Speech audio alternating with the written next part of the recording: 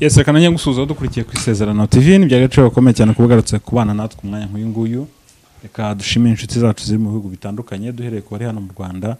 Ushobora kudukurikira no hanze y'u Rwanda nk'abari muri diaspora y'u Burayi, Amerika, Canada ndetse na hano muri Afrika mwese. Reka tubifurize kugubwa neza amahoro Nyagasani. Abane namwe uyu munsi ndi muri Relax Life Center ndi kumwe na muganga Desire. Nishimiye kujya kwa nawe muganga. Ya murakoze cyane natwe turabishimiye kandi tubahaye karibu muri Relax Life Center. Yego murakoze cyane. Natwe tubahaye ikaze ku Isezerano TV. Ya murakoze cyane. Yego. Aha mugabo urabizi rero ko tujya tubasanga kugira ngo mudufashe ku bibazo abadukurikira batubajije yaba mu comment mu biganiro mwatanze cyangwa se bakanatwandikira bakabitubaza.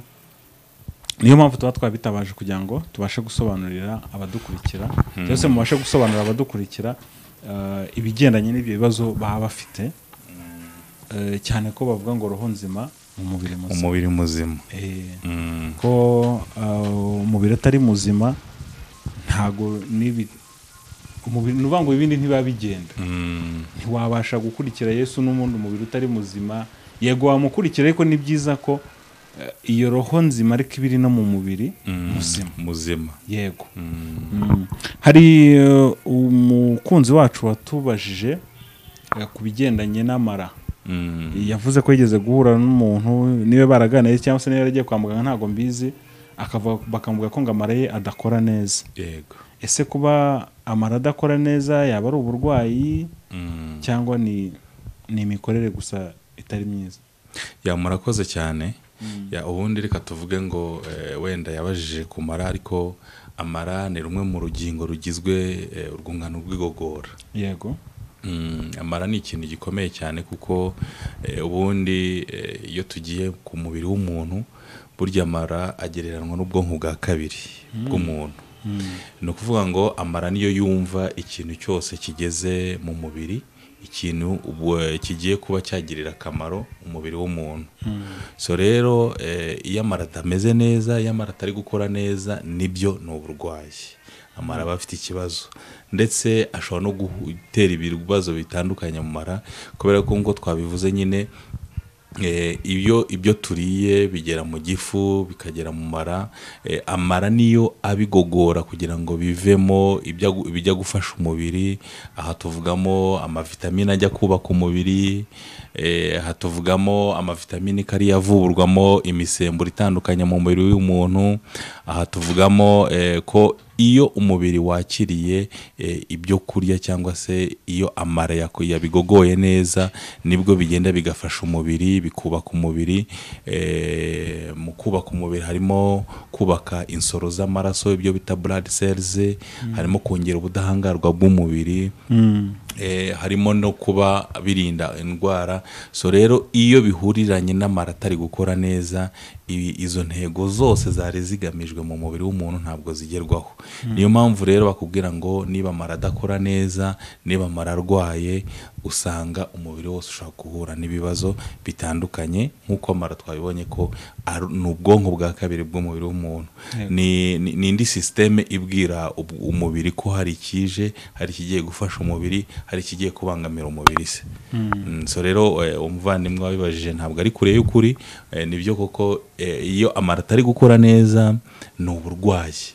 Burya abantu ntibajya babimenya cyangwa se bakabikerensa ntibabiha agaciro ariko igihe ubonye amara yawe atari gukora neza igihe ubonye hari ibibazo ufite bigaragaza yuko igogora ritari gukora neza ni ikintu ugomba kwihutira kuko niba twamaze kumenya yuko amara niyo abasha kugogora ibyubaka umubiri akabasha kuvamo ibijya gutera imbaraga akabasha kuvamo ibirinda indwara akabasha kuvamo ibyuzuza imisemburo ihagije mu mubiri w'umuntu.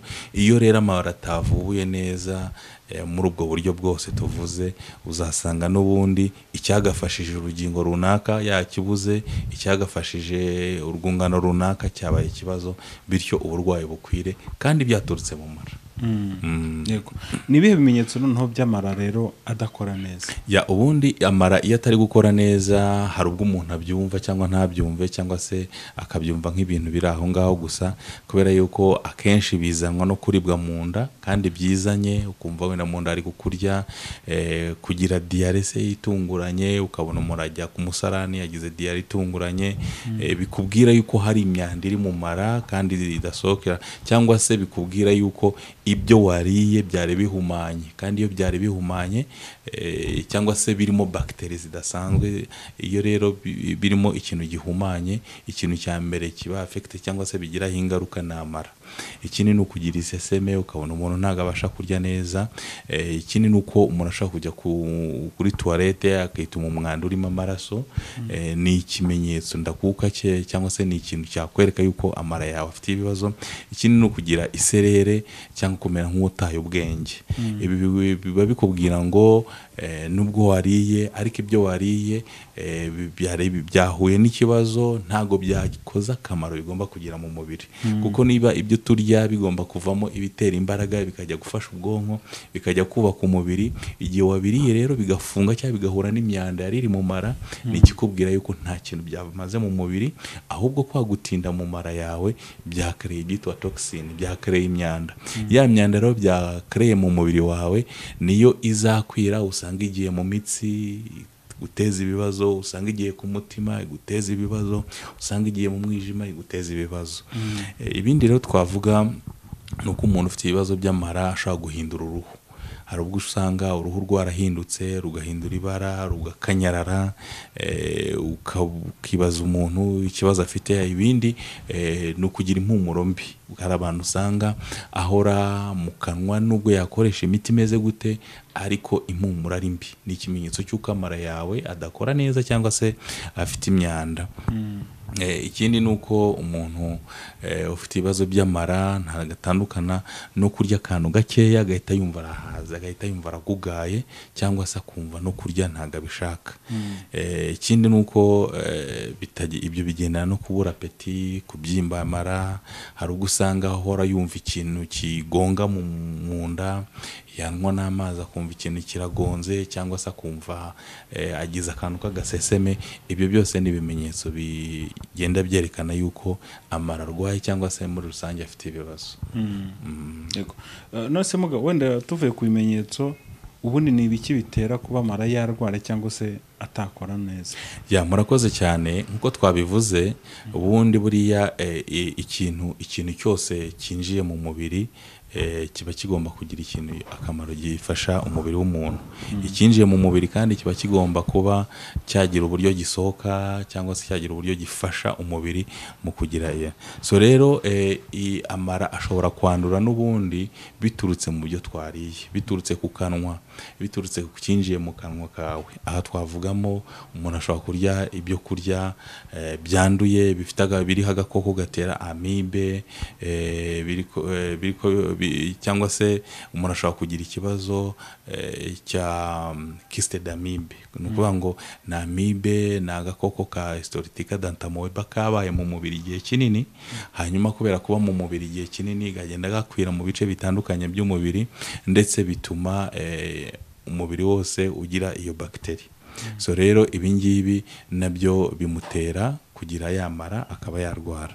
Ikindi twavuga rero ni ku mirire. Iyo tuvuze ku mirire ni uko umuntu aba ashobora kurya ibyo kurya byanduye, umuntu ashobora kurya ibyo kurya mu gihe kidakwiriye. Aha reka tuvuge ngo kurya ibyo kurya bidakungahaye kuri bya bikatsi bifasha igogora. Iyo tuvuze ibikatsi bifasha igogora ni ibyo twita fibers. Fibre ubundi umuntu agomba kurya ibyo kurya ku buryo nibigera mu gifu bitaza gutindamo, biza kugogoreka. Iyo rero umuntu arya ibyo kurya bitagogoreka bigatinda mu gifu, kubera yuko buriya systeme ya digestion uburyo yubakitse, ni uko umuntu agomba kurya ibyo kurya bikamara byibuze amasaha hagati atarenze 6. Iyo rero umuntu ashobora kurya ibyo kurya akaba yashobora kumara amasaha 6 yumva agihaze, yumva inda ikibyimbye. Ni ikikwereka ko ibyo wariye ntago byagogoretse neza. Bishobora kuba bitagogoretse neza kubera igogora ryawe ridakora neza, cyangwa se ibyo kurya wariye bitameze neza. Ibi nabyo bizafectinga amara, usanga agize ikibazo. Niyo mpamvu buriya niyo tuvuga mu mirire, ni byiza ko umuntu afata ifunguro nyuma y'amasaha 6. Iyo urifashe mbere yaho uba uri kongera akazi ku kandi ku gifu, kwigogora, ugasanga birakreye amaside mu gifu. So rero iyo mirire nayo nukuyitondera. Ikindi twabura kuvuga rero nk'ibyatera amara kugira imikorere mibi, no kwituma imatwi, constipation. Iyo umuntu ativuza constipation neza, bishobora gutuma amara agira ikibazo.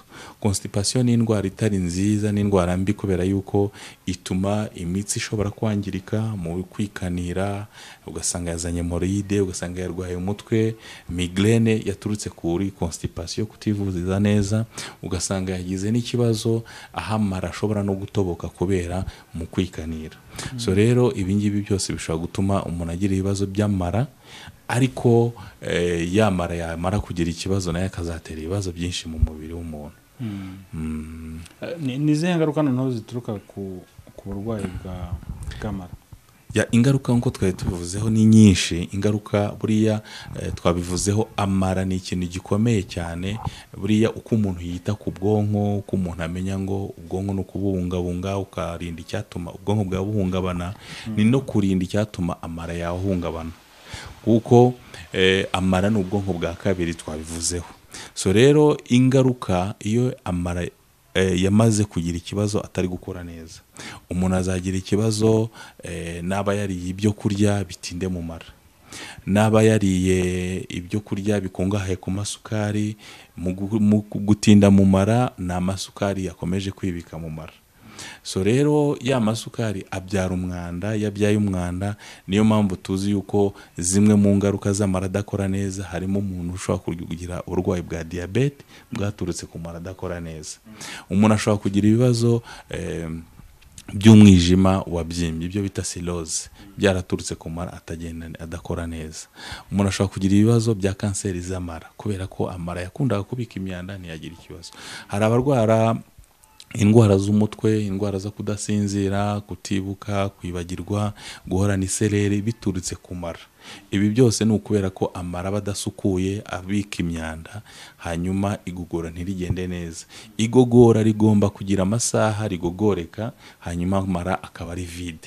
Iyo amara ari vide nta kintu kirimo, ni cyagiye twebwe dukenera kurya. Iyo rero uhora ugugaye, amasaha 6 ararenze, amasaha 7 arageze, ariko uracyahora wumva uhaze kandi ntiwari waharya, ni ikikwera yuko mu by'ukuri amara yawe hari ibyo yakomeje kubika ariko byagombye gusohoka.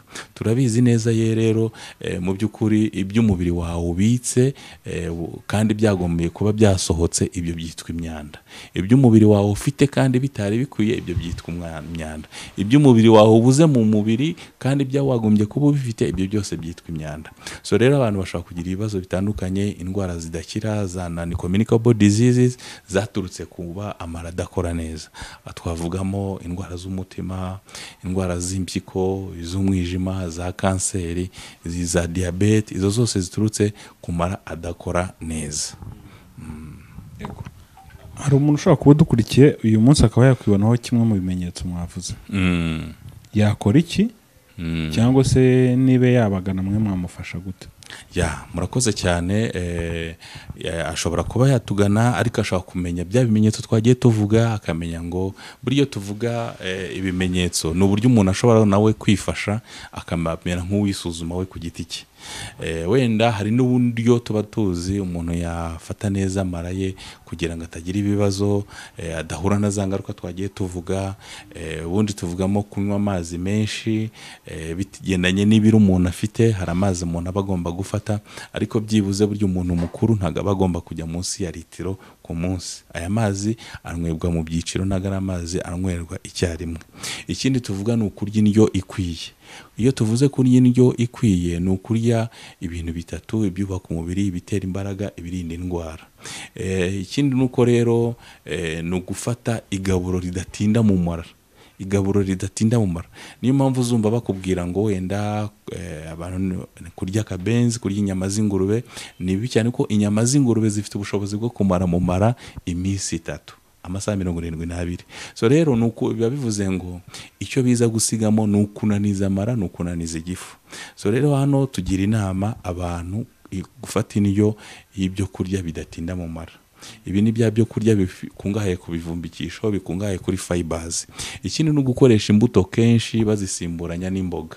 Iyo tuvuze imbuto tuba tuvuga za mbuto zifite amazi y'umwimerere, tuvugamo nka orange, za watermelon, kuko izi mbuto zifite amazi turabizi ko zifasha mu gusukura umubiri, koza umubiri.